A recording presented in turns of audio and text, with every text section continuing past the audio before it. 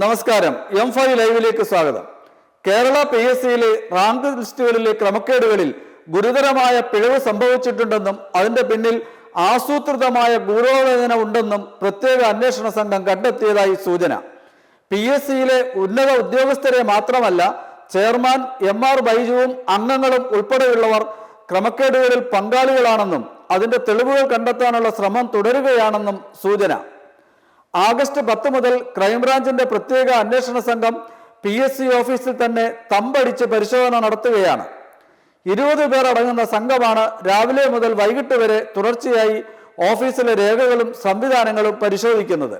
On screen marking നടപടികൾക്ക് ഉപയോഗിച്ച കമ്പ്യൂട്ടറുകൾ അടക്കമുള്ളവ അന്വേഷണ സംഘം പരിശോധിച്ചു.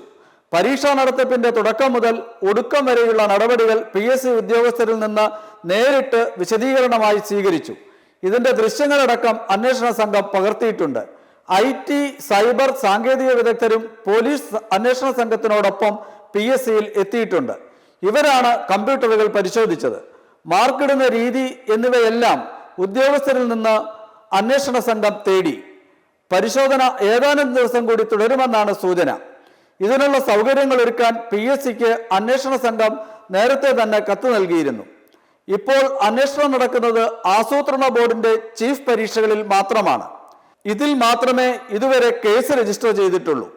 ആസൂത്രണ ബോർഡിലെ ചീഫ് നിയമനത്തിൽ ഇടത് സർവീസ് സംഘടനാ പ്രവർത്തകനായ അരുൺ ജെ പ്രതാപിന് 1ാം റാങ്ക് ലഭിക്കാൻ മൂല്യനിർണയത്തിൽ ഗുരുതരമായ ക്രമക്കേടാണ് നടത്തിയതെന്ന് അന്വേഷണ സംഘം കണ്ടെത്തി. മൂല്യനിർണയം ശരിയായ രീതിയിൽ ക്രമക്കേടില്ലാതെ നടത്തിയിരുന്നെങ്കിൽ റാങ്ക് പട്ടികയിൽ പോലും അരുൺ ഉൾപ്പെടില്ലായിരുന്നു എന്നാണ് അന്വേഷണ സംഘം കണ്ടെത്തിയിട്ടുള്ളത്. പരീക്ഷയിൽ വളരെ കുറഞ്ഞ മാർക്ക് നേടിയ അരുണിന് 1ാം റാങ്ക് കിട്ടാൻ ആസൂത്രിതമായി ക്രമക്കേട് നടത്തി.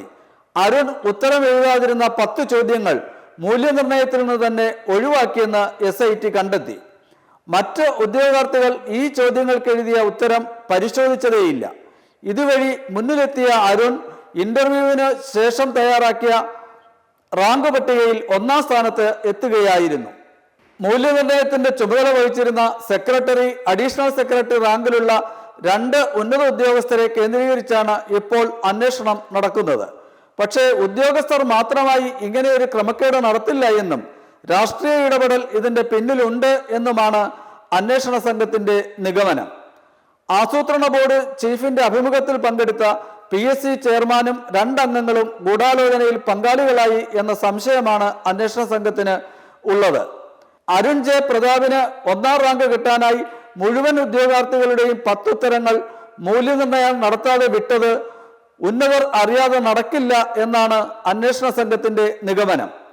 ഈ 10 ഉത്തരങ്ങൾക്ക് 58 മാർക്കാണ് കിട്ടേണ്ടിയിരുന്നത്. 9 മുതൽ 18 വരെയുള്ള ചോദ്യങ്ങളാണ് ഇങ്ങനെ മൂല്യനിർണയം നടത്താതെ വിട്ടത്. 10 ചോദ്യങ്ങളിൽ 4 എണ്ണത്തിന് അരുൺ ജെ പ്രതാപ് ഉത്തരം എഴുതിയിരുന്നില്ല.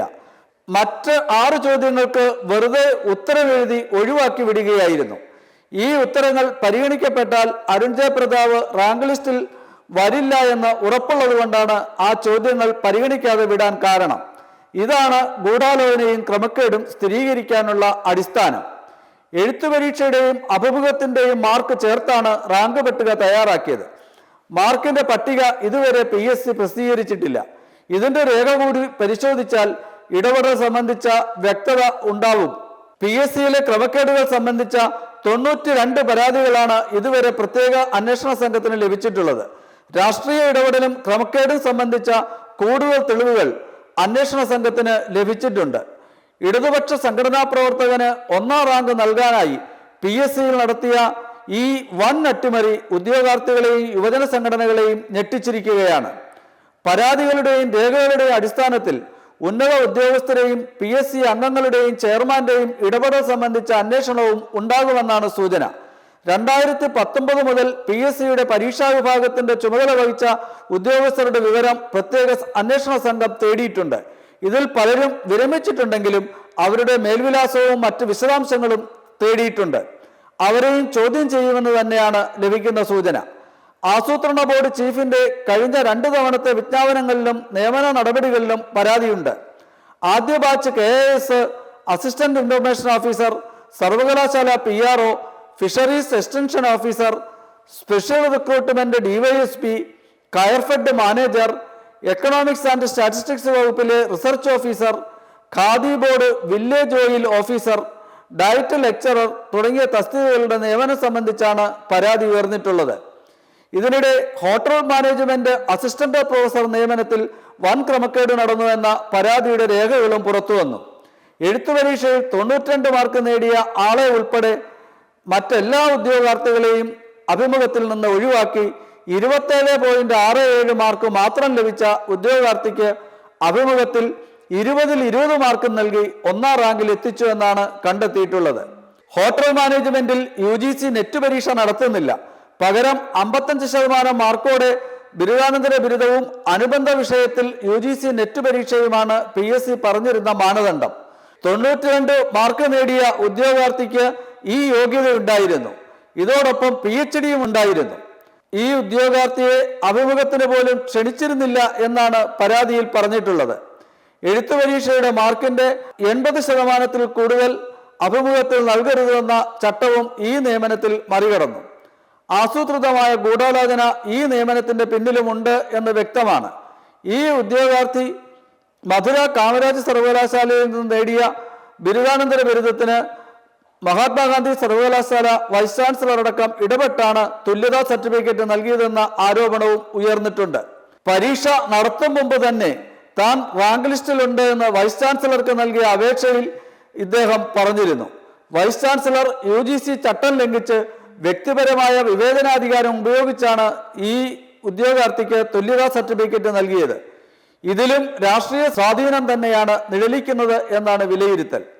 കെയർഫെഡിലെ നിയമനത്തിലും റാങ്ക് ലിസ്റ്റ് അട്ടിമറിച്ച് വിജ്ഞാപനം ഇറക്കി എന്ന പരാതിയും പുതിയതായി ഉയർന്നിട്ടുണ്ട്. PSCയിലെ ക്രമക്കേടുകളിൽ കൂടുതൽ കേസുകൾ രജിസ്റ്റർ ചെയ്ത് അന്വേഷണം നടത്താനാണ് അന്വേഷണ സംഘം ഇപ്പോൾ തീരുമാനിച്ചിട്ടുള്ളത്. ഉന്നത ഉദ്യോഗസ്ഥരെയും PSC ചെയർമാൻ, അംഗങ്ങൾ, രാഷ്ട്രീയ നേതൃത്വം എന്നിവരിലേക്കും അന്വേഷണം വ്യാപിക്കും എന്ന സൂചനയാണ് ഇപ്പോൾ ലഭ്യമാകുന്നത്. മെമ്പർമാരുടെ നിക്ഷേപങ്ങൾക്ക് ഉയർന്ന ലാഭവിഹിതം നൽകുന്ന കേന്ദ്ര സർക്കാർ സഹകരണ registered society Bharat Lajna multi state housing cooperative society limited.